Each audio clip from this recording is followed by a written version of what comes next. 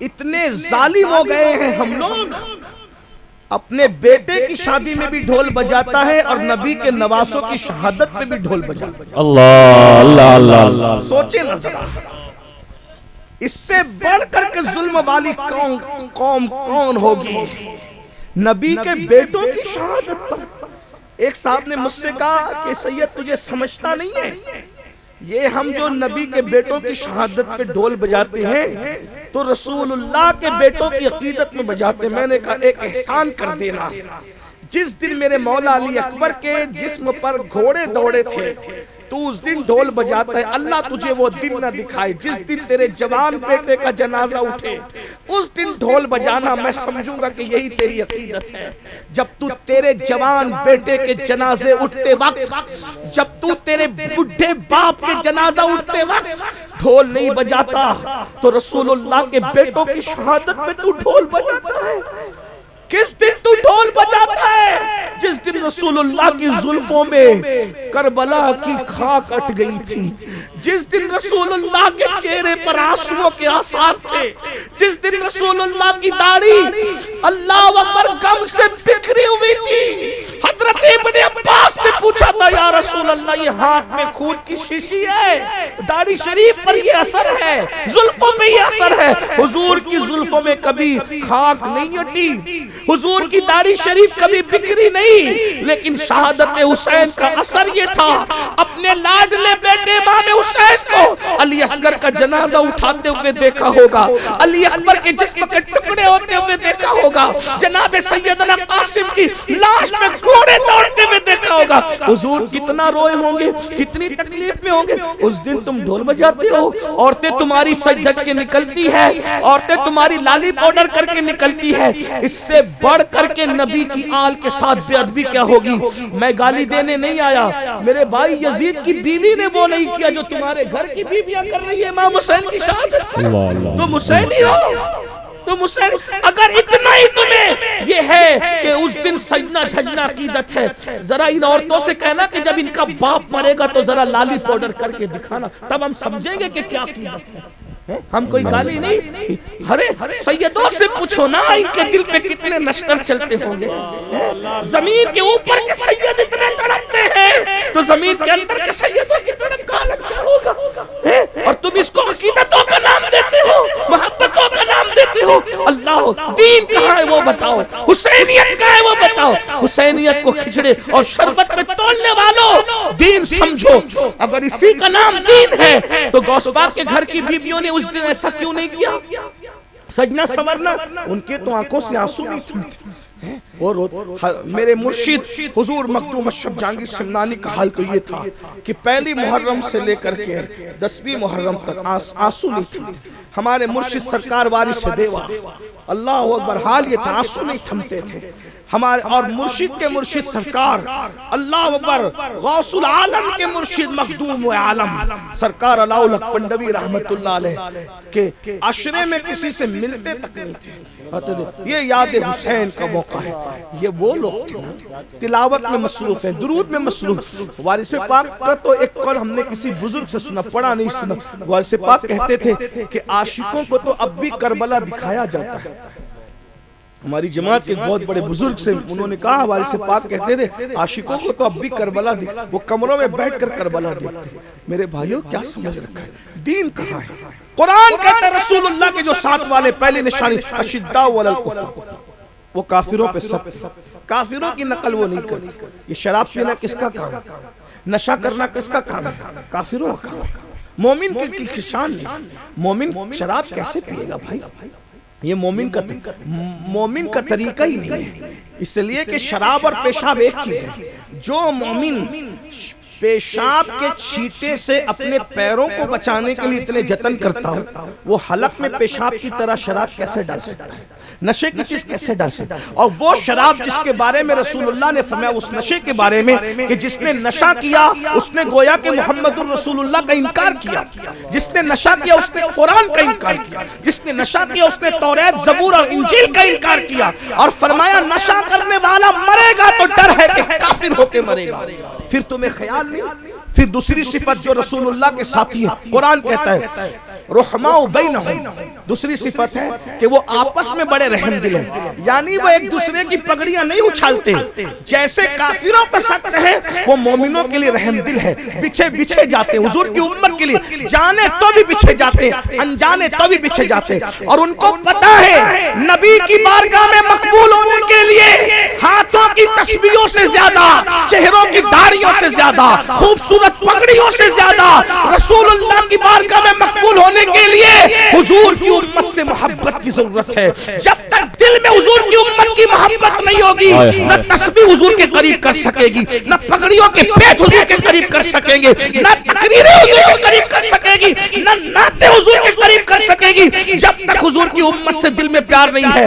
یہ فلسفہ شب معراج یہ ہمیں جبریل نے سکھایا، شب معراج یہ فلسفہ ہمیں جبریل نے سکھایا ہے کہ جب حضور علیہ السلام سدرہ پر پہنچے، آپ نے علماء سے معراج سنا ہوگا، ذرا دو جملے ہم سے بھی سن لیجئے۔ آقا جب معراج پہ پہنچے سدرہ، پہلی بات تو یہ لوگ کہتے ہیں مسجد اقصی گئے حضور کی معراج، آسمان پہ گئے حضور کی معراج، سدرہ پہ گئے حضور کی معراج، عرش میں گئے حضور کی معراج۔ میں نے کہا نہیں، تھوڑا سا جملہ چینج کریں، مسجد اقصی گئے، مسجد اقصی کی معراج، نبیوں کو نماز پڑھائی، نبیوں کی معراج، آسمانوں پہ گئے، آسمانوں کی معراج، عرش پر قدم رکھا، عرش کی معراج، نبی کی معراج عرش کے آگے شروع ہوتی ہے، اور وہ معراج کیا ہے؟ ثم دنا فتدلی فکان قاب قوسین او ادنی، اتنے قریب ہوئے کہ سارے فاصلے ختم ہو گئے۔ تو مجھے دیکھ لے، میں تجھے دیکھ لوں، دیکھنے کا مزہ آج کی رات ہے۔ نعرے معراج خدا کا دیدار ان کی معراج ہے، عرش پہ جانا ان کی معراج نہیں، عرش پہ جانا عرش کی معراج ہے، جنت میں جانا جنت کی معراج ہے، نبیوں سے ملنا نبیوں کی معراج ہے۔ یاد رکھیے تو 12 سدرہ پہنچے تو وہاں سدرہ پہنچے تو حضور سدرہ کے آگے جانے لگے، تو جبریل نے کہا حضور آپ جائیں، اب میں نہیں آ سکتا۔ بڑی لمبی تفصیل ہے، وہ نہیں پیش کروں گا، لیکن سن لے۔ تو سرکار نے فرمایا، معراج کا بھی موقع ملا تو بیان کریں گے، حضور نے فرمایا جبریل میں وہاں جا رہا ہوں جہاں کوئی نہیں جا سکتا۔ یہ بھی جو نبی کو اپنی طرح کہتے ہیں ان چھوکروں سے کہہ دیں ذرا، حلیمہ کی بکریوں کے پیچھے دیکھ کر اپنی طرح کہا ذرا جبریل کے آگے جانا بھی تو دیکھ۔ جہاں جبریل تو جبریل ہے، جبریل کا گمان نہ جائے، جبریل کا گمان نہ جائے، سائنسداں کا گمان نہیں، جبریل کا گمان جہاں نہیں جا سکتا اس سے آگے مصطفیٰ جان رحمت کے قدم جا رہے ہیں۔ میرے امام کہتے ہیں گنج جو چٹکے تھے ماں اوہا دنا کے باغ میں، گنج جو چٹکے تھے ماں اوہا دنا کے باغ میں، بلبل سدرہ تک اس کی بو سے بھی محرم نہیں، بلبل سدرہ تک اس کی بو سے بھی محرم نہیں۔ حضور نے کہا جبریل میں وہاں جا رہا ہوں، کوئی نہیں، تجھے کوئی حاجت ہے؟ تجھے کوئی حاجت ہے؟ میرے دادا سے یہی کہا تھا نا تو نے کہ آپ کو کوئی حاجت ہے، بتا تجھے کوئی حاجت ہے؟ اب جبریل اپنی حاجت بیان کریں۔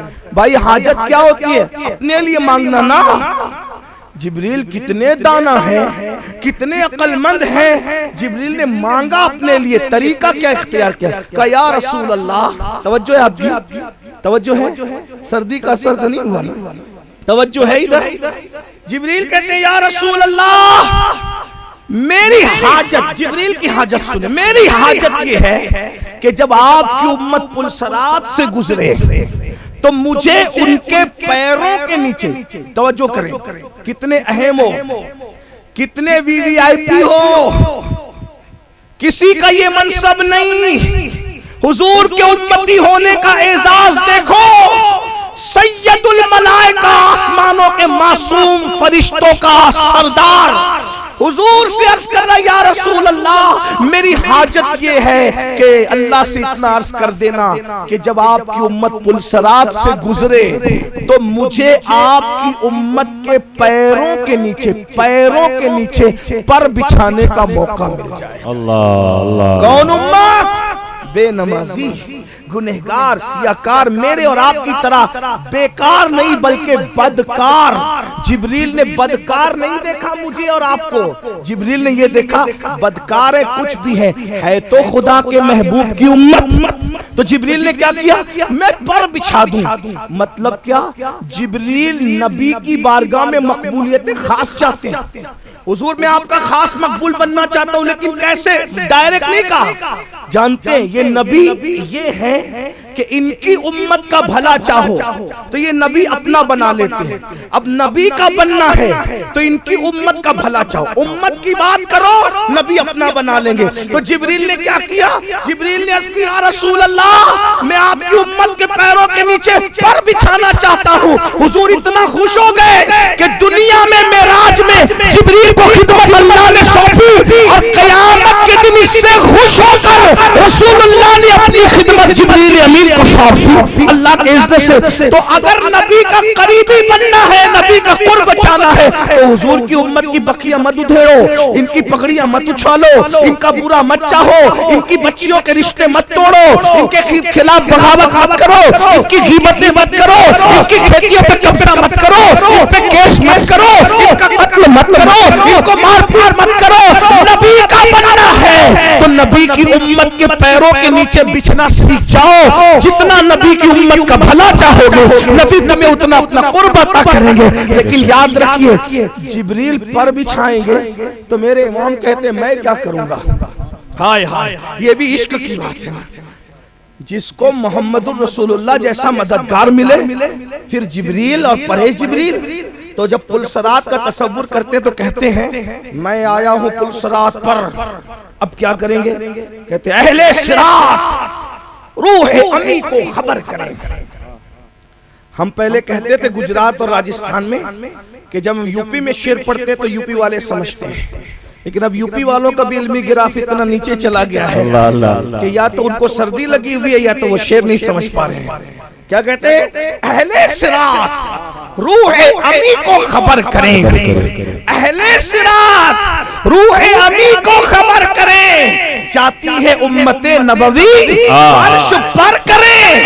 आला हज़रत कहते हैं अरे जिब्रील अमीन को इत्तला करो, ऐ पुलसरात के फरिश्तों जिब्रील को खबर कर दो कि उम्मते मोहम्मदिया पुलसरात से गुजर रही है, जरा आइए और अपना पर बिछा दीजिए। लेकिन इश्क ने कचोके दिए, अहमद रजा तुझे इतना बड़ा मददगार मोहम्मदुर रसूलुल्लाह जैसा मिला और तुम कह रहे हो कि जिब्रील को पर बिछाने के लिए कहा नहीं। फिर फौरन पलट गए और दूसरी बात में कहते पुल से उतारो, अपने नबी की तरफ मुतवज्जे हो गए, पुल से उतारो राह गुजर को खबर न हो। अरे जिब्रील पर बिछाए तो पर को अल्लाह अकबर या रसूल अल्लाह मेरा हाथ पकड़ कर पुल से उतार दीजिए। अल्लाह अकबर, जब नबी के हाथ में अपना हाथ होगा और हुजूर पुलसरात से उतार रहे होंगे तो सब डगमगा रहे होंगे और आशिक क्या कहेंगे, रज़ा पुल से करते गुजरिए है रब सल्लिम सदाए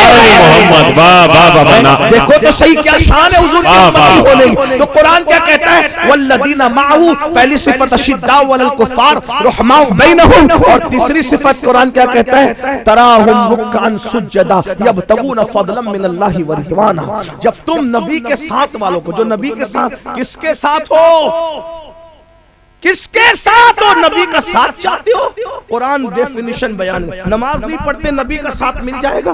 अभी कौन क्या कहता है मुझे नहीं पता, कुरान कह रहा है नबी का साथी बनना है, रसूलुल्लाह का साथ चाहिए तो नमाजी बनो। और कुरान क्या कहता है, तराहुम, जब तुम उनको देखोगे, रुक्कान सुज्जदा यबतगूना फदलन मिनल्लाहि व रिदवाना, जब उनको देखोगे तो रुकू सुजूद करते देखोगे। और उसकी बरकत क्या है, वो उस रुकू सुजूद के जरिए से अल्लाह का फजल तलाश करते। तो जन्नत मिलेगी हुजूर के अल्लाह के फजल से, और अल्लाह का फजल मिलेगा रुकू और सुजूद की बरकत से। नमाज नहीं पढ़ते हुजूर का दिल, एक दिन में 5 बार हुजूर को रंजीदा करते हो, हुजूर अलैहिस्सलाम का दिल दुखाते हो। मस्जिदें वीरान है, मस्जिद मरसिया खाए, मस्जिदों की तरफ आते नहीं। और अल्लाह के रसूल अलैहिस्सलाम फरमाते हैं मैं मोहम्मद उनसे बेजार हूँ। आका फरमाते उनसे बेजार, सरकार फरमाते मैं उनसे बेजार जो नमाज नहीं पढ़ती। आका फरमाते क़यामत के दिन उसके साथ मेरा कोई वादा नहीं جو نماز نہیں پڑھتی، بلکہ اللہ کے رسول علیہ السلام یہاں تک فرماتے ہیں سب سے زیادہ قیامت کے دن جس کو عذاب ہوگا وہ بے نمازی ہوگا۔ اس لئے میرے بھائیوں، ادب کا تقاضا یہ ہے، نماز پڑھیے، حضور کی بات پہ عمل کیجئے۔ اگر وقت ہوتا بہت ساری باتیں ہوتی، لیکن 1 گھنٹہ ہو گیا، 1:45 بھی بج گئے، سردی کا موسم بھی ہے۔ بس جاتے جاتے ایک آخری بات اتنی عرض کرنا چاہتا ہوں، ایک وقت کی نماز کے لیے صرف 10 منٹ کا ٹائم لگتا ہے۔ اگر آپ یہ طے کر لو کہ میں نے نماز پڑھنا ہے، سچے دل سے ارادہ کر لو، اللہ تمہیں نمازی بنا دے گا۔ دل سے ارادہ کر، سچے دل سے۔ یو پی کی مسجدوں کا، بہار بنگال کی مسجدوں کا حال یہ ہے کہ اللہ اکبر چند بوڑھے نظر آتے ہیں، بلکہ بعض مسجدیں تو ایسی کہ سفر میں اگر کہیں رک جاؤ نماز کے لیے تو ایسا لگتا ہے کئی دن سے یہ مسجد کھلی نہیں ہے۔ سوچو تو بس آخری میں ایک بات آپ سے کہہ کر بات پوری کرتا ہوں۔ ایک بزرگ تھے، وہ حج کو گئے تو ایک مسجد میں وہ رکے۔ جب مسجد میں رکے نا تو اس بزرگ نے دیکھا کہ آواز آ رہی ہے کہ کوئی رونے والا رو رہا ہے اور کہتا ہے اللہ ان کو برباد کر، جس نے مجھے ویران کیا اس کو برباد کر۔ بہنوں کی بھی توجہ، بہنیں خود بھی نماز پڑھیں، جلسے میں آئیے میری بہن نماز پڑھیے، نماز کی پابندی کیجیے، اپنے بچوں کو نمازی بنائیں۔ اگر مائیں نمازی ہو جائے گی نا تو امین القادری کو نماز کے عنوان پہ تقریر کرنے کی ضرورت ہی نہیں پڑے گی، بچے خود بخود نماز پڑھیں گے جب ماں نماز پڑھے گی۔ تو بزرگ حج کے لیے جا رہے تھے، مسجد میں قیام کیا تو دیکھا کہ کوئی رونے والا رو کے کہتا ہے اللہ جس نے مجھے ویران کر دیا تو ان کو برباد کر دے، ان کو ویران کر دے۔ انہوں نے سوچا یہ آواز کدھر سے آ رہی ہے، کدھر، سب دیکھا تو کوئی سمجھ میں نہیں آیا۔ پھر اللہ سے دعا کہ اللہ مجھے بتایا جائے کہ یہ آواز کہاں سے آ رہی ہے، تو غیب سے آواز آئی یہ مسجد کے در و دیوار کے رونے کی آواز ہے۔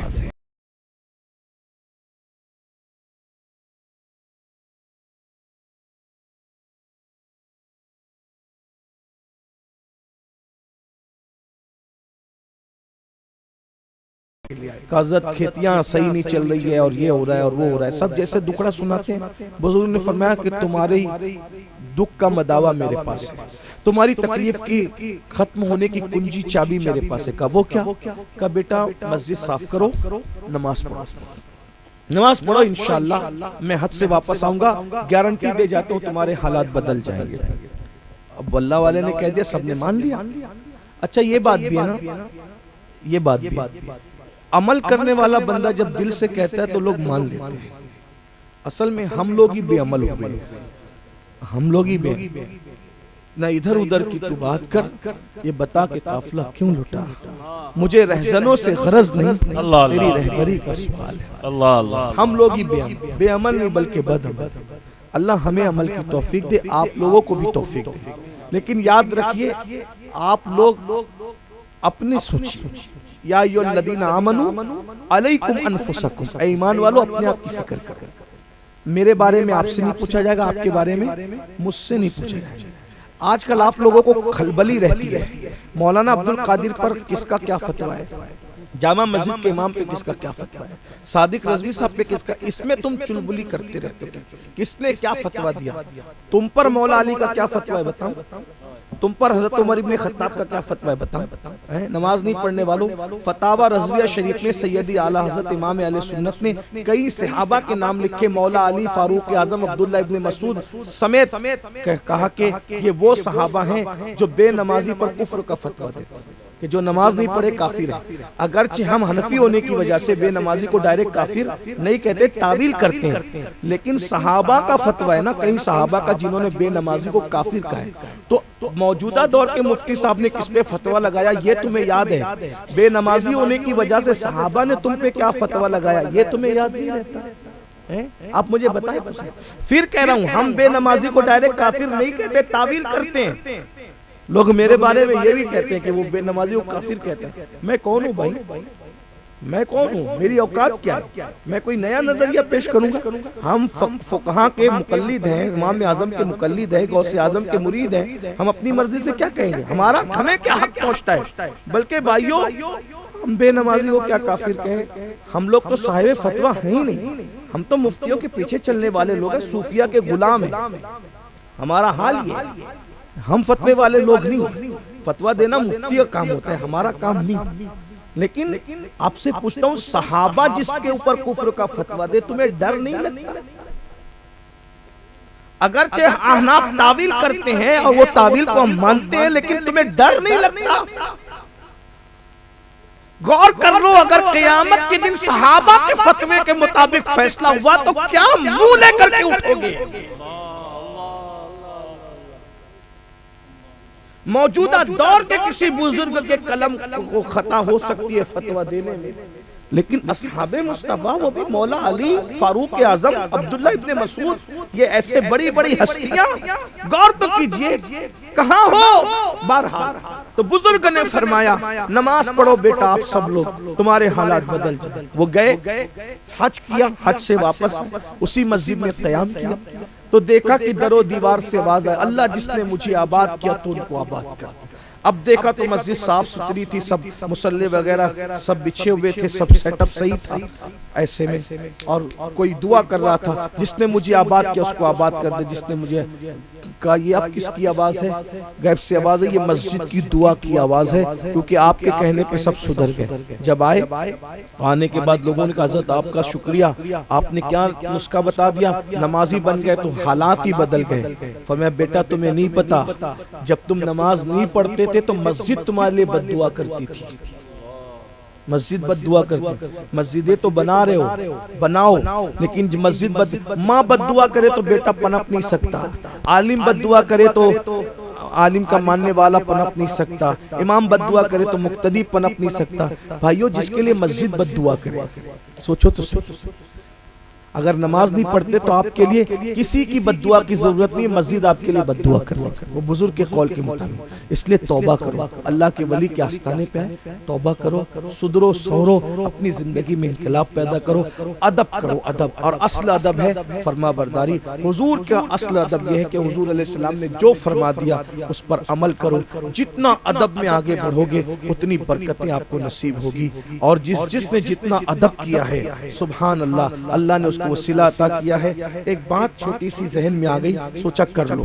ایک بادشاہ گزرا ہے سلطان محمود غزنوی، کئی سال کے بعد، اس کی موت کے کئی سال کے بعد اس کی قبر کھلی تھی تو لوگوں نے دیکھا کہ اس کا کفن بھی میلا نہیں ہوا تھا۔ بادشاہ کا کفن، دیکھیے عالم کا کفن میلا نہ ہونا حیرت کی بات نہیں ہے، کیونکہ وہ تو ہوتا ہی ہے نیک متقی پرہیزگار، لیکن بادشاہ لوگوں سے کچھ اچھے کام بھی ہوتے، کچھ برے کام بھی ہوتے۔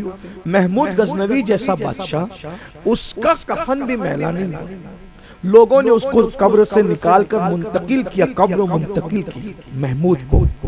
لوگوں نے بہت غور کیا کہ کیا چیز تھی، تو آخری میں اسی نتیجے پہ پہنچے، وہ بڑا با ادب تھا۔ محمود غزنوی بہت با ادب تھا، اور محمود کے ادب کا ایک واقعہ جو ذہن میں آتا ہے وہ سن لیں۔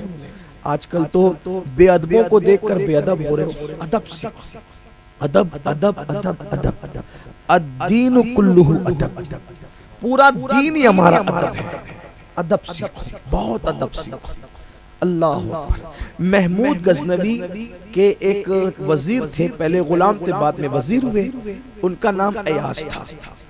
ایاز کے یہاں بیٹا پیدا ہوا تو ایاز نے حضور کی محبت میں اس کا نام محمد رکھا۔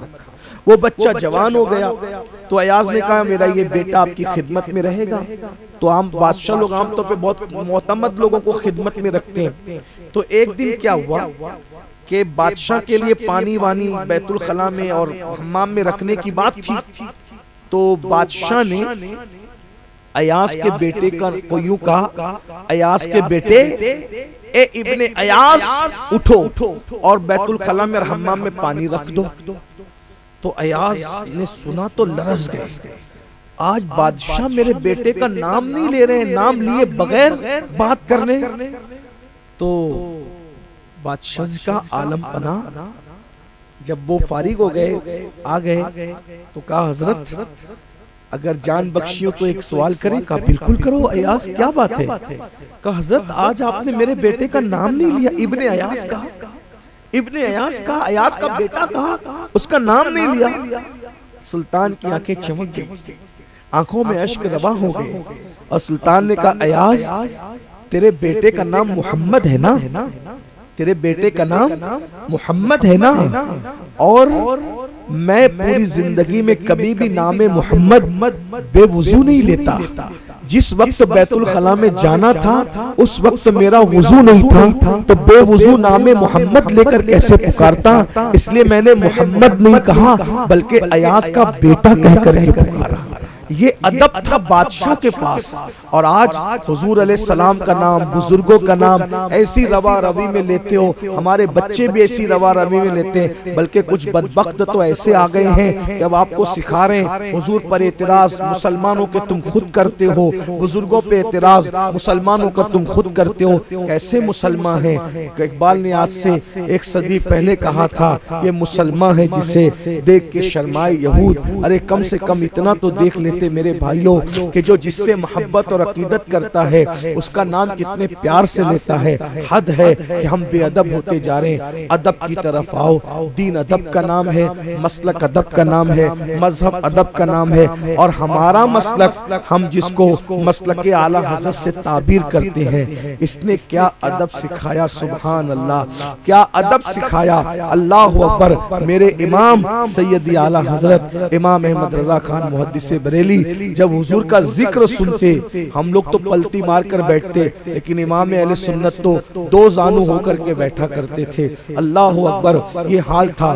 بلکہ کیا ادب، ارے ولیوں کا کیا ادب کرو گے، اعلیٰ حضرت سے سیکھو۔ غوث پاک کی نیاز بنی، یہ بات بد مذہب کے کان نہ سنے، ان کے کان بہرے ہوں، اس لیے کہ یہ بات بھائی سونا سنار کے پاس لے جایا جاتا ہے، دھوبیوں کے پاس نہیں لے جایا جاتا۔ یہ جو چیز جتنی قیمتی اس کے پاس جائے گی، سونا سنار کے پاس لے جایا جائے گا، بھٹیاروں کے پاس نہیں۔ لیکن چونکہ انٹرنیٹ کا دور ہے بھائی، انٹرنیٹ نے اچھا بھی کیا برا بھی کیا، سناروں کی بات دھوبیوں تک پہنچا دی تو اچھلنے لگے، بھٹیاروں تک پہنچا، یہ کیا میں نے کہا یہی ہے، وہ تیرے لیے نہیں ہے، سنار کے لیے سونا ہے، بھٹیارے کے لیے نہیں ہے، جوہری کے لیے جوہر ہے، دھوبی کے لیے نہیں ہے۔ تو سنیے ذرا، یہ سنار والی بات ہے، جو سنار ہے ان کے لیے، جو جوہری ان کے لیے، ٹھیک۔ غوث پاک کے نام کی فاتحہ بھی توشہ شریف کی فاتحہ تقسیم کرنے کے لیے غوث پاک کے شہزادے کا انتخاب ہوا، اور وہ شہزادہ کون تھا؟ حضور محدث اعظم کی چوچوی رحمت اللہ۔ اب جو توشہ تقسیم ہو رہا تھا تو لینے والوں کی بے احتیاطی کی وجہ سے تھوڑا سا زمین پر آ گیا، گر گیا نہیں کہہ رہا ہوں، کیونکہ امام اہل سنت کی افکار ہمارے کندھوں پر ہمیں رہنمائی کرتے نظر آتے ہیں کہ بولو تو ذرا تول کے بولو۔ غوث پاک کی توشے کی نیاز کے چند ذرات زمین پر آ گئے، جس کو لوگ کہتے ہیں گر گئے، لیکن ہم گرنا نہیں کہیں گے کیونکہ اس پہ غوث پاک کا نام پڑھ دیا گیا نا۔ ہاں تو زمین پہ آ گئے، کسی کی توجہ نہ ہوئی، اعلیٰ حضرت امام احمد رضا کی توجہ ہوئی تو اٹھ گئے، اور اٹھنے کے بعد کسی کو کہا نہیں، ہم تو لوگوں کو کہتے ہیں نا، کیونکہ ہمیں بڑے اتنے ہو گئے، ہم تو لوگوں کو کہتے، ساری چیزیں لوگوں کو کہنا، خود کچھ نہیں کرنا، بڑے اتنے ہو گئے ہم۔ اللہ اسی بڑائی سے بچا لے جو آخرت کو برباد کر دے، اس بڑائی کو آگ لگے جو انسان کو شیطانت کی طرف لے جائے، بے ادبی کی طرف لے جائے۔ اللہ اکبر۔ میرے امام 14ویں صدی کا مجدد امام اہل سنت خود اٹھتا ہے، ان توشے کے ذرات کو زمین پر رکھا ہوا دیکھ کر پوری، جب وہ اٹھے تو پوری محفل اٹھ گئی، لیکن امام کو لوگوں نے دیکھا آپ دونوں گھٹنے زمین پہ رکھتے ہیں، اور زمین پہ رکھنے کے بعد زبان کی نوک سے اس توشے کو اٹھاتے ہیں۔ لوگ حیران ہو کر دیکھتے یہ کیا ہے؟ فرمایا جس پہ مرشد غوث پاک کے نام کی فاتحہ ہو گئی ہو، پھر اس کا ادب اسی طرح کیا جانا چاہیے۔ ذرا غور کریں، جب غوث پاک کے نام کے فاتحے کے حلوے کی مرشد امام اہل سنت اتنا ادب کرتے ہیں تو نام غوث اعظم کا کیا ادب ہوگا؟ اور جب نام کا اتنا ادب ہے تو ذات غوث اعظم کا کیا ادب ہے؟ یوں ہی دنیا میں ڈنکے نہیں بجتے، جو اہل فضل کے غلام ہو جاتے پھر ان کے نام کے ڈنکے بجا کرتے ہیں، پھر دنیا یوں کہنے لگتی ہے نا وادی رضا کی کوہ ہمالا رضا کا ہے، جس سمت دیکھیے وہ علاقہ رضا کا ہے، ادب اس منزل پر لے جاتا ہے۔ تصور کیجئے، گھر جا کے سوچئے گا، جو نیاز غوثیہ کا اتنا ادب کرتا ہو وہ اولاد غوثیہ کا کتنا ادب کرتا ہوگا، وہ چوکھٹے غوث اعظم کا کتنا ادب کرتا ہوگا، وہ ذات غوث، اور جو غوث پاک کا اتنا مؤدب ہو وہ امام حسین اور مولا علی کا کتنا ادب کرتا ہوگا، اور جو ان کا ایسا غلام ہو پھر وہ اپنے نبی کا کیسا ادب کرتا ہوگا۔ یہ ادب کی منزلیں، ادب سے سب ملتا ہے، ادب سے زندگی بنتی ہے، جنت بھی جہنم بھی۔ اقبال نے عمل کہا تھا، میں ترمیم کر رہا ہوں، ادب سے زندگی بنتی ہے، جنت بھی جہنم بھی۔ ادب کرو گے تو جنت ہے، ادب نہیں کرو گے جہنم کے لیے تیار ہو جاؤ۔ اتنا بڑا علم والا تھا، آدم علیہ السلام کی بے ادبی کی، بولو جہنم میں جائے گا کہ نہیں جائے گا؟ اور کتا تھا، ولیوں کے ادب میں 309 سال تک کے پیر پھیلا کے چوکھٹ پہ بیٹھ گیا، اللہ نے اس کے جنتی ہونے کا اعلان کیا۔ ارے کتا ادب کر کے جب جنتی ہو سکتا ہے، اگر انسان باادب ہو جائے تو اللہ اس کو کیا مقام عطا فرمائے۔ اللہ ہم سب کو ادب دے، توفیق دے، گفتگو کے درمیان کوئی غلطی ہو تو اللہ معاف کر دے۔ استغفر اللہ ربی من کل ذنب و اتوب الیہ وما علینا الا البلاغ۔